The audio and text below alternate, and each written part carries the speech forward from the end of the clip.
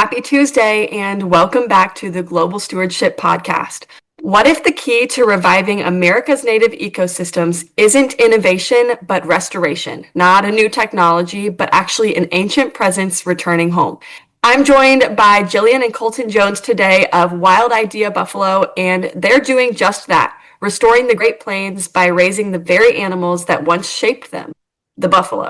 These are not just meat animals, they're ecosystem engineers, sacred to the land and to the people who lived in relationship with them long before fences and feedlots. Today, we're going to explore why bringing back native ruminants might be one of the most effective ways to heal a broken prairie, and how a family in South Dakota is doing just that, one herd at a time. Could you guys, first of all, briefly introduce yourselves so that listeners know who you are and what you do? You bet. I'm Colton Jones, married to Jillian Jones here. We're second generation land stewards, buffalo ranchers, and we're second generation small business owner operator with Wild Idea Buffalo Company. Yeah, Jillian Jones and everything that he said, land stewards, ranchers, business owners. We're parents of two growing, energetic boys, which has been really fun and great. That's us. Yes. Very cool. So you're second generation. Can you share how Wild Idea Buffalo got started? What was the original vision and how has it evolved to where you guys are today? Yeah, so Wild Idea got started. It was actually my dad, Dan O'Brien, started Wild Idea, almost 30 years ago now. And he had come over, he's originally from Ohio, and as a young boy had traveled across the Great Plains and fell in love with the prairie and found himself back on the prairie, as a young adult, started working for the Peregrine Fund and trying to, at that time, peregrines were on the endangered species list. And so he worked with the Peregrine Fund trying to lift them off the endangered species list. And with that, had him going up and down the Rocky Mountain front, working on hack sites. And during that time,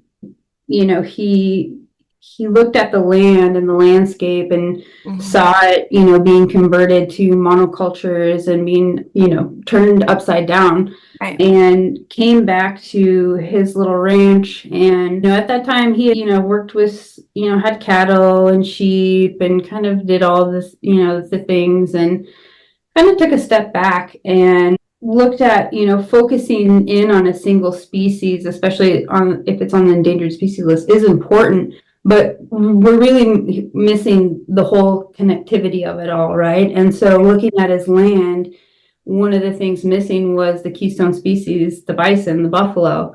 And that's where that Wild Idea kind of got started. And I think when he entered that, though, he really looked to the Native Americans and looked at the buffalo as a wild animal and said to himself, he went to slaughterhouses and meat plants and things like that. And I don't know if anyone's ever been in one, but kind of horrifying, right? And he didn't want to do that to the buffalo, and said if he was going to get into the meat business, he was going to give these animals respect that they deserve and dignity in death. And so that kind of, again, a wild idea to make sure that all of our animals were harvested on the prairie. And Colton has really taken that to the next level. Yeah. Plenty of people have parents that are farmers and they leave the whole lifestyle behind. Like, how did you two end up there? Have you always been there? Did you leave and come back? Like, what was your individual stories? Well, it starts with you because I jumped on your ship. So. Yeah. So as a little girl, I was always in love with animals, anything that moved, furry, crawled, whatever. And then as a teenager, really got involved in sports and ended up moving out to Dan's ranch as a freshman. And at that time, I really thought my parents were trying to ruin my life and keep me away from my friends and all the things. Yeah, as most young people do. Yeah. So I was a little bit rebellious, to say the least. Made my way up to Wyoming and then over to Montana. Was going to school, but just kind of lost, not really sure what I was going to do. And then ended back at home in my early 20s and started working for Wild Idea full time, actually. And at that time, it was the harvest crew, few guys, and then my mom and Dan and myself, and really started to take a deeper look at the bigger mission of Wild Idea and really connect with that. And then the rest is history. Just haven't left. Been there for 15 years now. No, more than that. I don't know. Yeah, wow, that's awesome.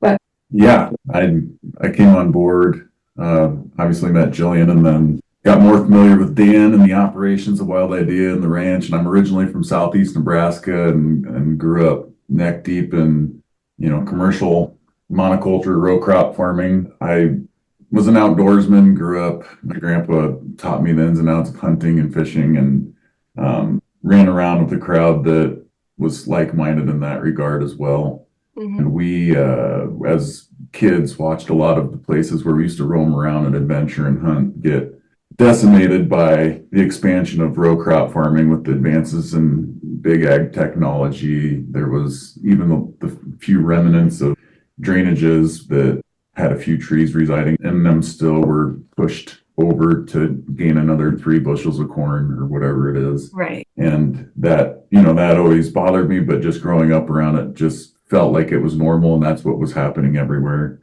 And actually started college over in Western Nebraska, started out as a ag business major because I didn't know what I wanted to do, and ended up transferring to Black Hills State University in Western South Dakota up in Spearfish.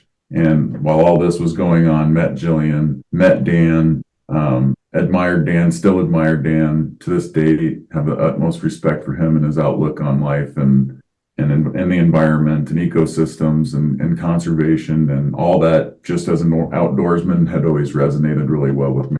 And so it was easy to become really good friends with Dan.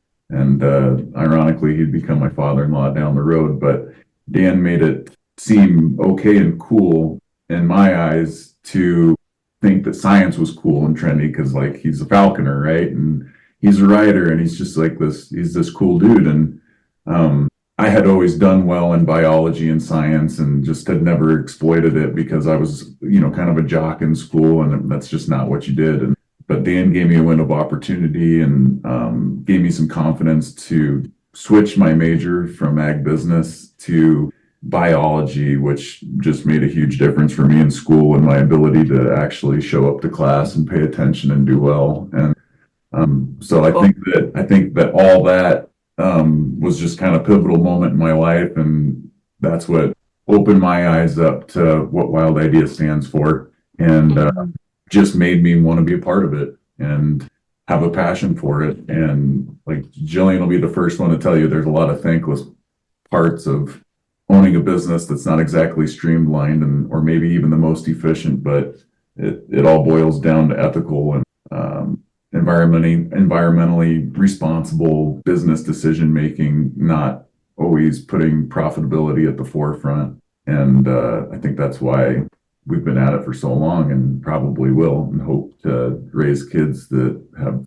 similar beliefs and priorities. I love that. That's so cool. I am an outdoors woman, and I've always thought that what you guys are doing and people who are raising buffalo, like, that's the epitome of the outdoorsman food producer. Just really cool. So I'm sure that was like the perfect fit for you. That's awesome. Still here. Yeah. So you kind of have touched on it, but buffalo, it's just so environmentally friendly what you guys are doing. Bison grazing, I believe, when done right, is the best way to support prairie regeneration. Can you share with listeners? I mean, I'm sure there's plenty of people listening who really don't know a whole lot about why that is, and just could probably use a whole debriefing about like why what you guys are doing is so important. I'll piggyback. Okay. Well, I think Jillian touched on it earlier, just bison being a keystone species.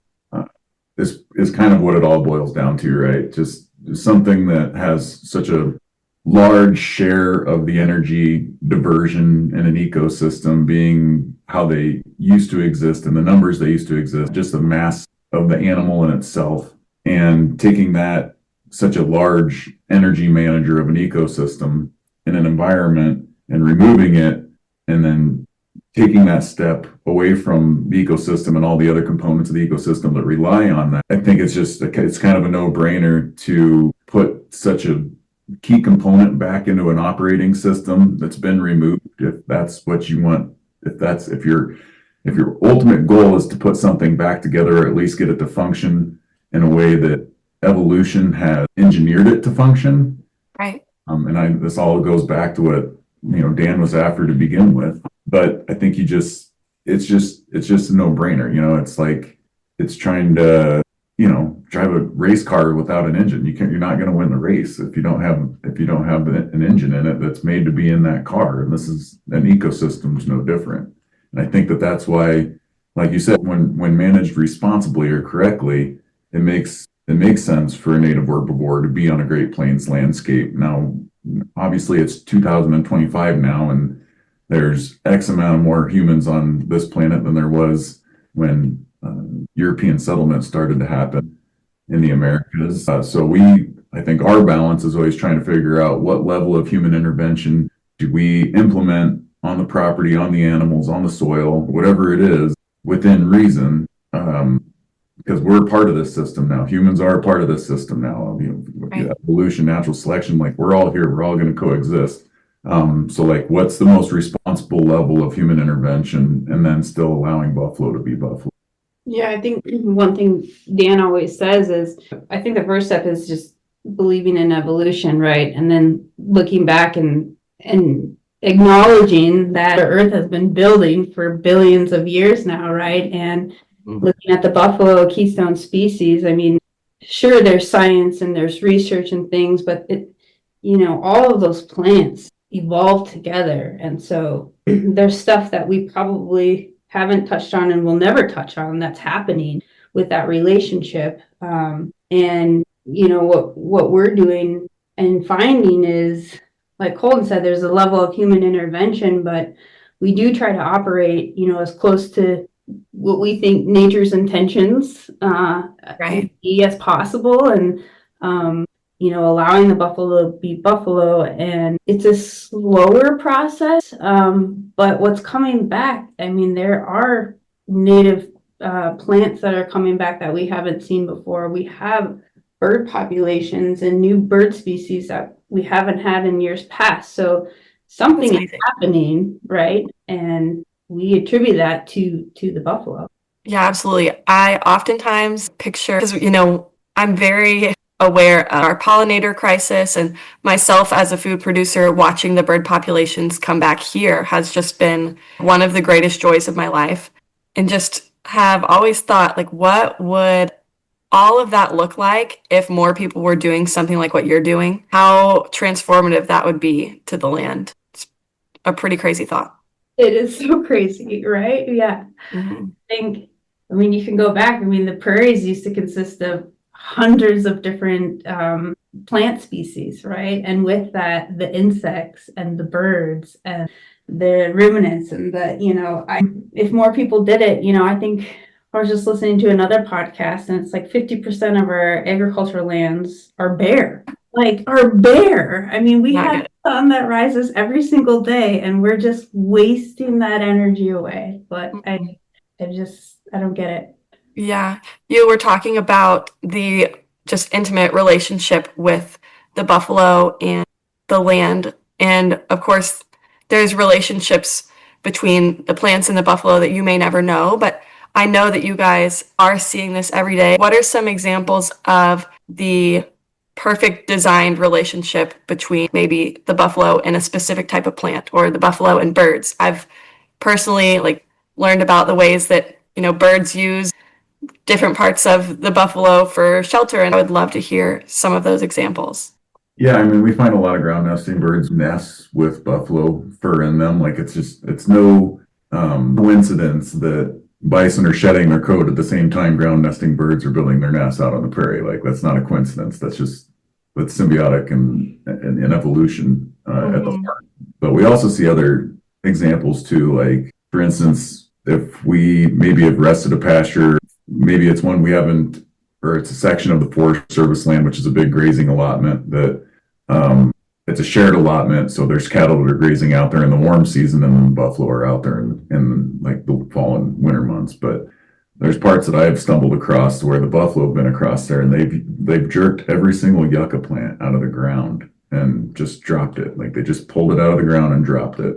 Mm. And there's parts of the sand hills, and even in a lot of parts of the Dakotas too.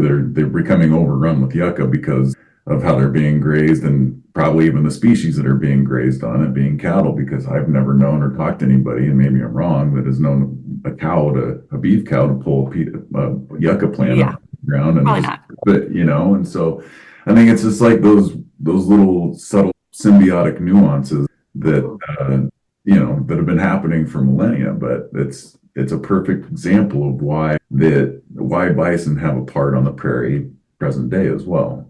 Wow, that's amazing. Yeah.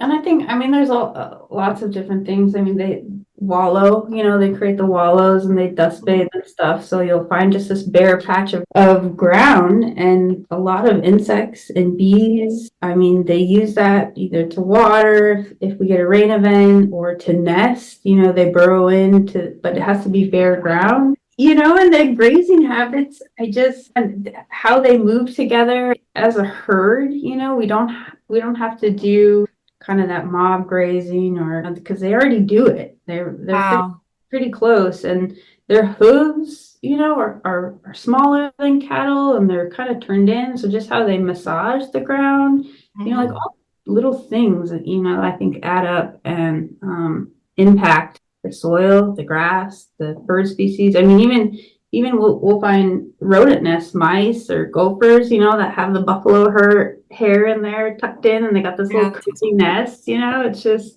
It's cool. I think it's interesting that you touched on how they naturally move in the herd. I was just thinking today, we are potentially buying our farm property here. We've just been leasing forever.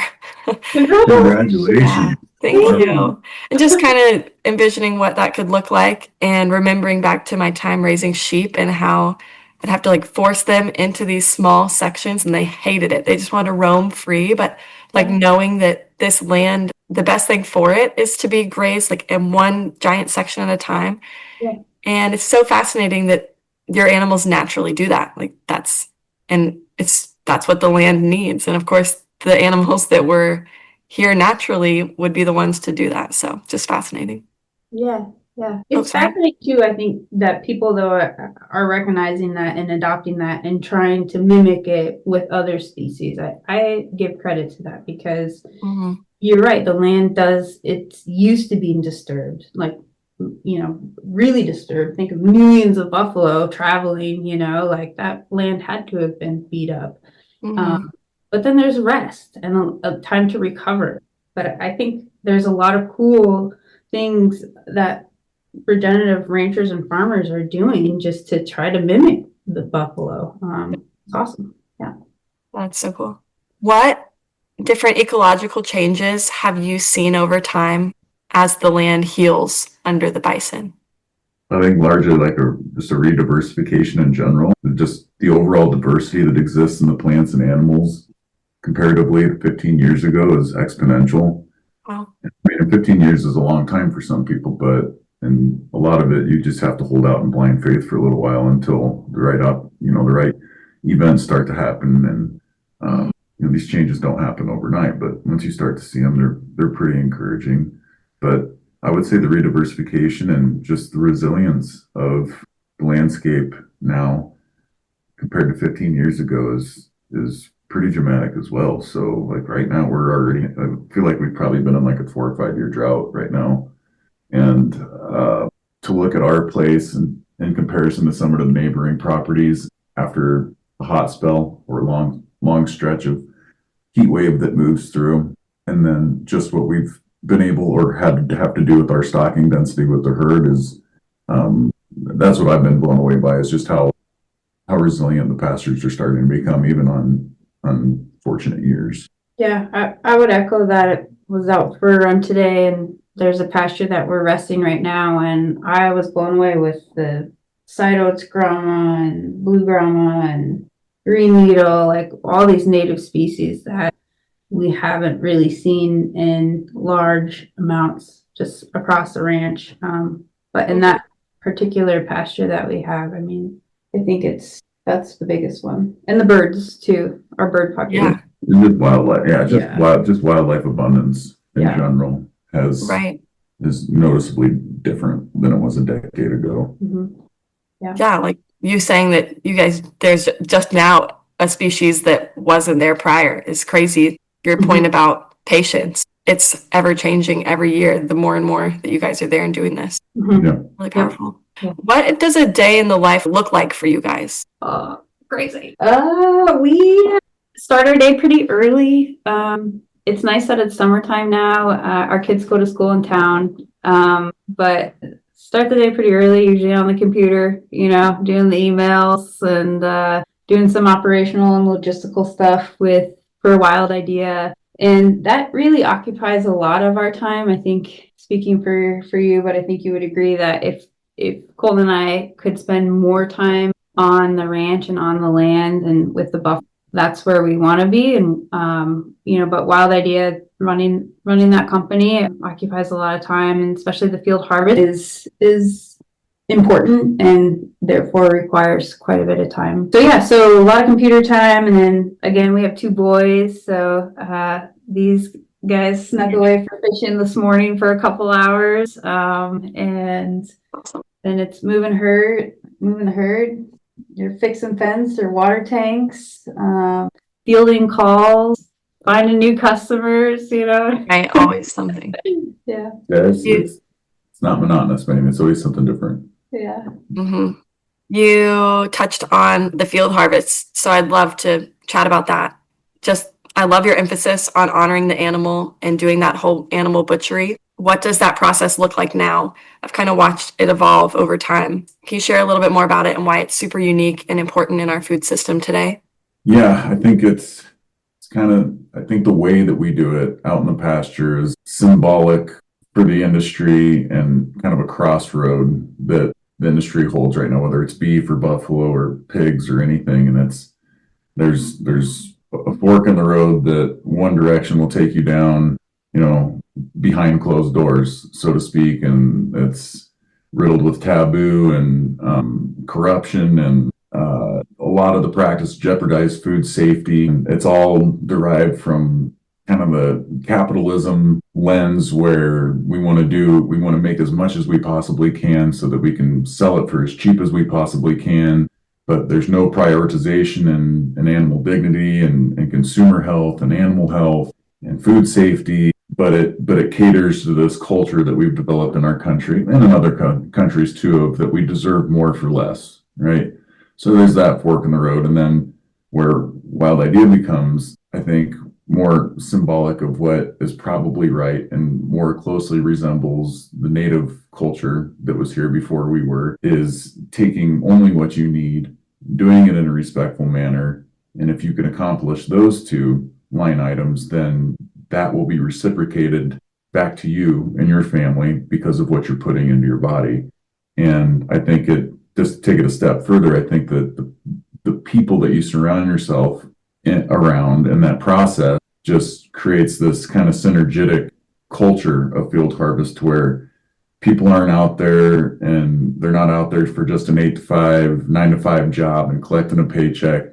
They're out there for the camaraderie. They're out there because they appreciate the animal. They appreciate the animal's part in the ecosystem, what that animal's providing them for a livelihood. And even because of the mobile nature of the harvest unit, we don't just harvest animals from our ranch. Our ranch only makes up 25% of what our annual demand through Wild Idea demands.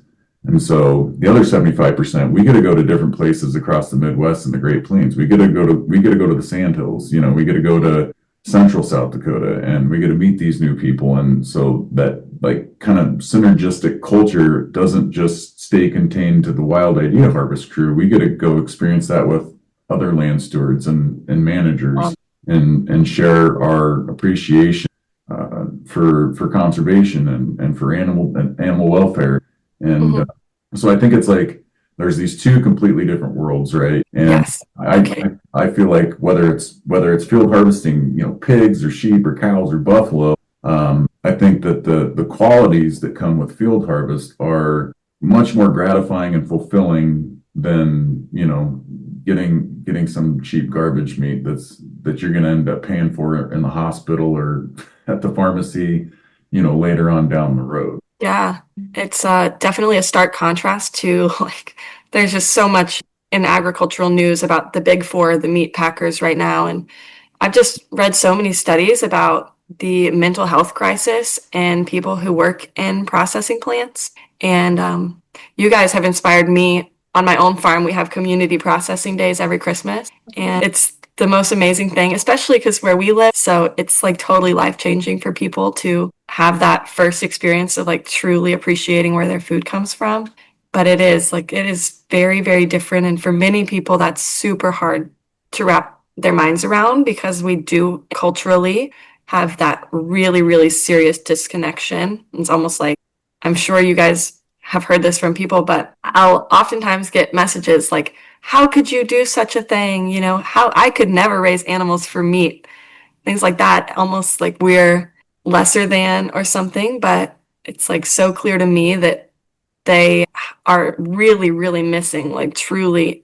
I would much rather every single day have this intimate experience than to blindly just pick off a styrofoam plastic wrapped soggy piece of meat off the shelf, 100%. You're absolutely right. There's no connection. There's no reciprocity. There's no giving thanks. There's no exchange. It's nothing.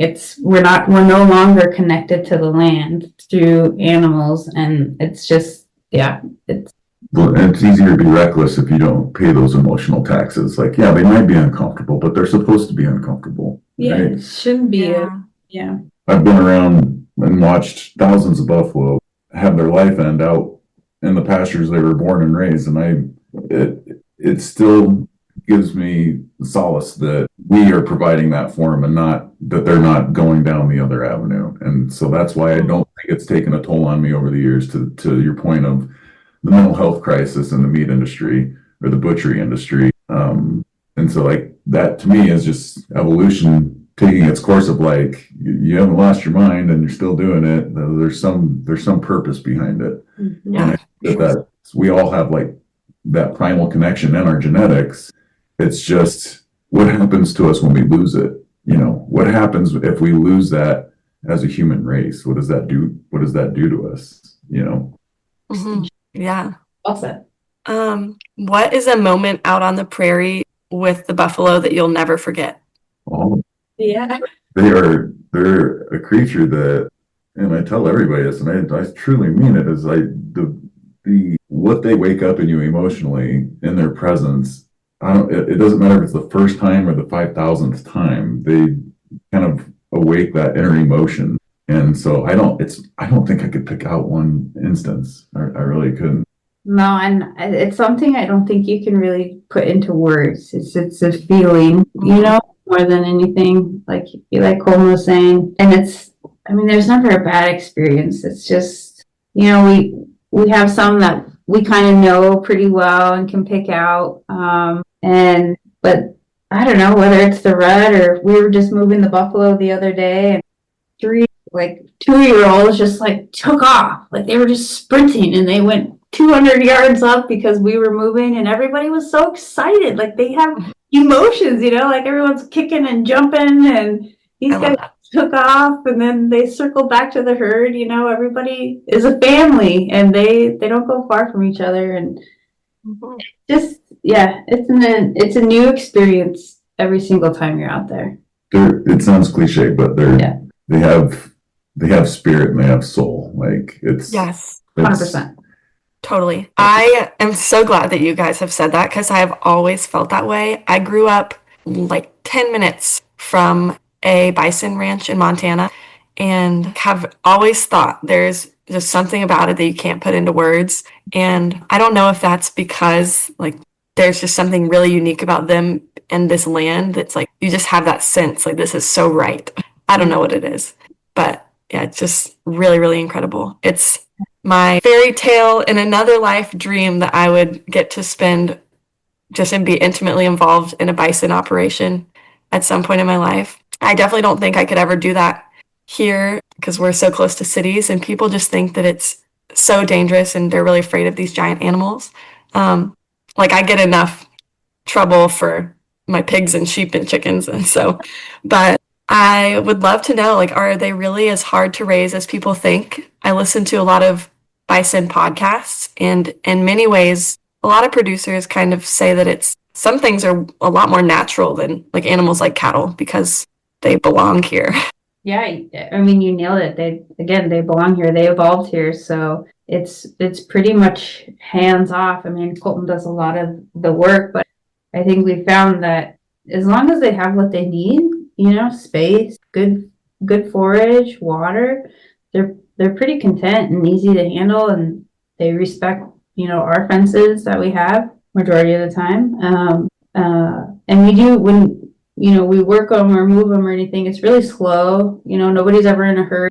Take our time. It's not a big yeehaw, we're rammer jamming four-wheelers and things like that. It's really low key. We're not pulling calves or anything crazy like that.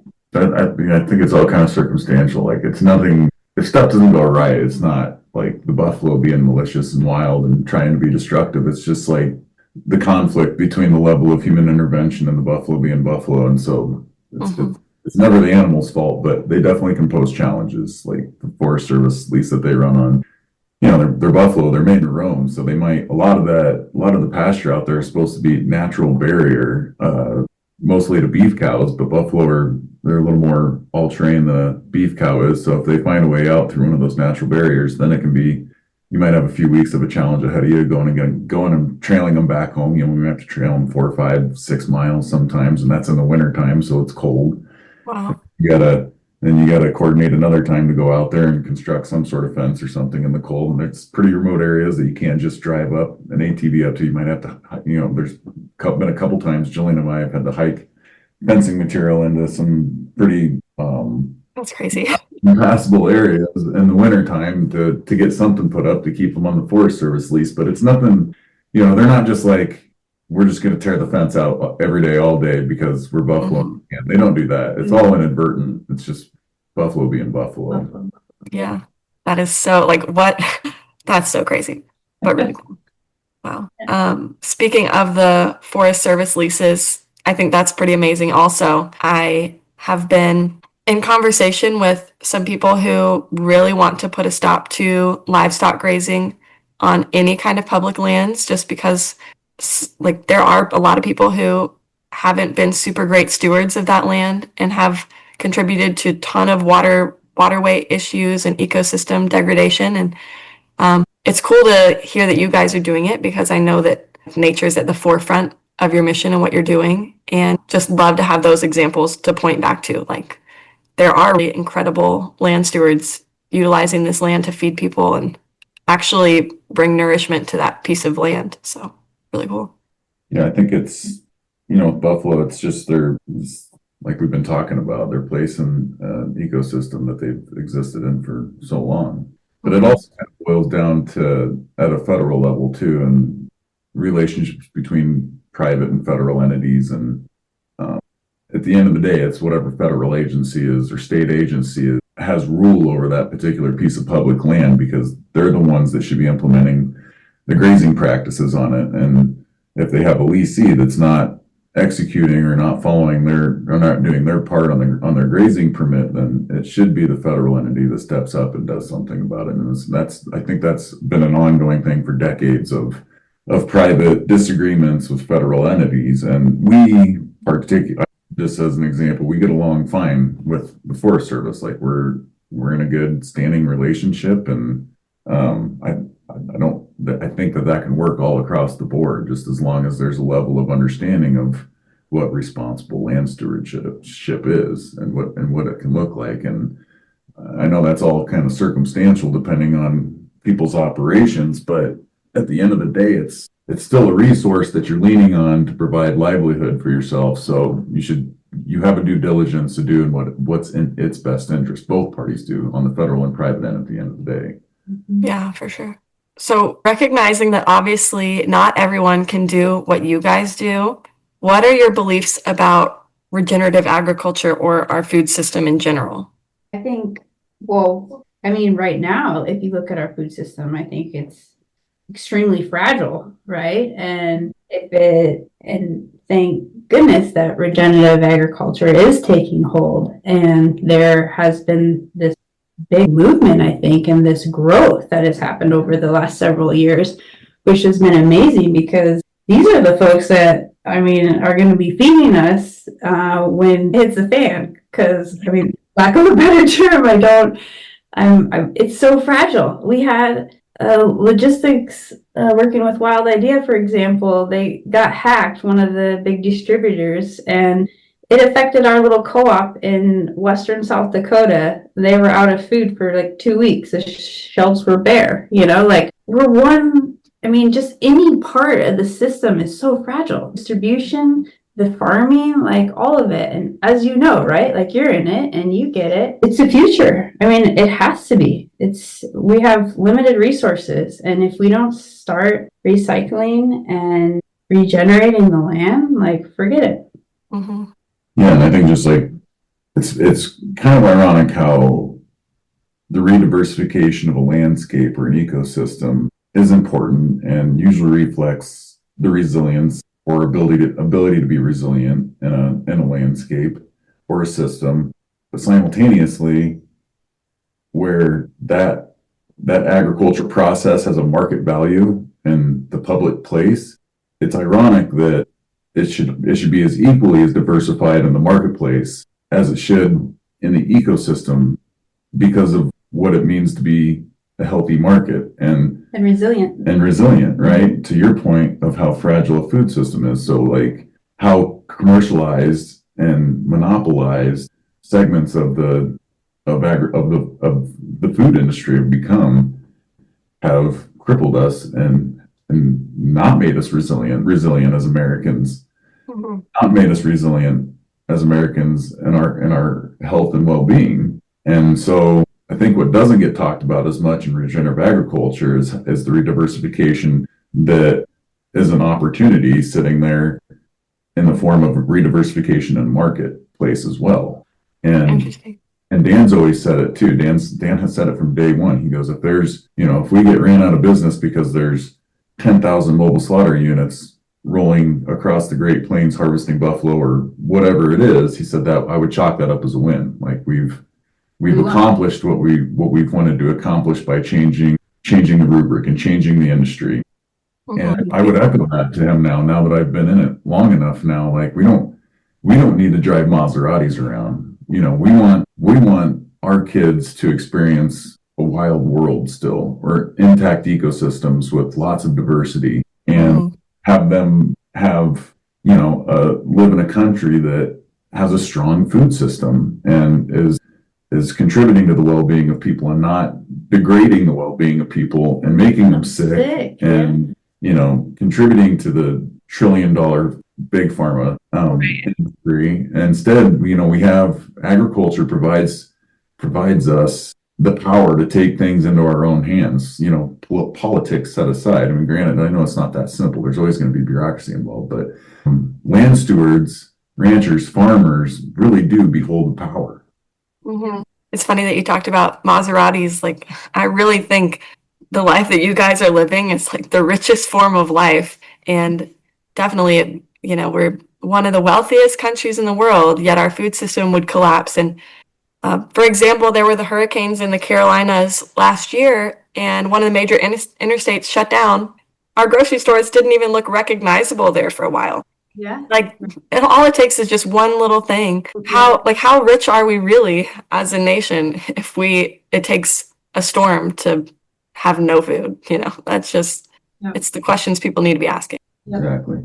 And I think, and just to circle back to this, because you brought it up, is that disconnect, the fact that the entire nation or world is not up in arms because of how sick we are, and that disconnect from that's our food, right? Food should be medicine. Mm-hmm. It shouldn't be making us sick. We shouldn't have chronic diseases and obesity and diabetes and all of the, things. Like, it's wild. Yeah, I love it. Love all of your insights for sure. I think people are going to really learn from this. I know that this is your life and you guys live this and breathe this and think this every day, but for a lot of people, this stuff is new. And I know when I first was exposed to just the power of buffalo and what they can do in an ecosystem, it totally rewired my brain. So I'm excited to hear what people think about it. Could you guys just share, like, what would success look like for Wild Idea in 10 years? Say 10 years.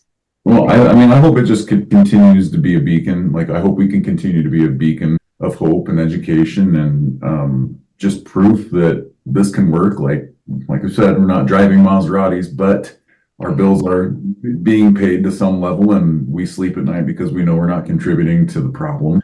And we hope that we're actually helping it via regeneration. But I just hope 10 years from now, Wild Idea has an even larger part in legacy of changing a very impactful industry like the ag industry, and having Wild Idea having left its mark and being a part in that, and it's not really so much from the stance of recognition, but this is what we've put our lives into to make a difference for the future. So it's kind of for the future, and so it's for our kids and it's for their friends and their peers. So I hope that we haven't digressed. I hope we're still in business, and that our influence has only excelled 10 years from now. Yeah, I would agree. I think, Wild Idea is still standing and is successful and has become a model that then Colton and I,